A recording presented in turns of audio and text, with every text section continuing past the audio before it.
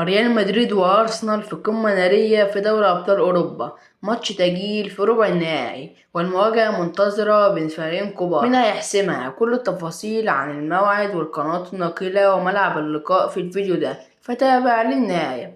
الماتش هيتلعب على ملعب الإمارات، ودي مواجهة قوية بين فريقين كبار في مشوارهم نحو نصف النهائي.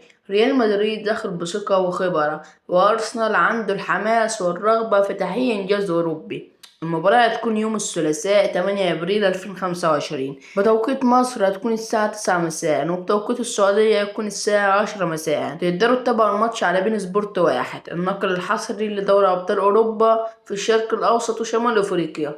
ريال مدريد بيقدم مستوى جامد في البطولة، وأرسنال هيحاول يستغل الملعب والجمهور عشان يطلع بنتيجة إيجابية قبل ماتش العودة. فالمواجهة هتكون نار، ماتش لازم يتشاف. توقعاتكم للنتيجة اكتبوا في التعليقات توقعاتكم، ومتنسوش تعملوا لايك واشتراك عشان يوصلكوا كل جديد عن دوري أبطال أوروبا. سلام.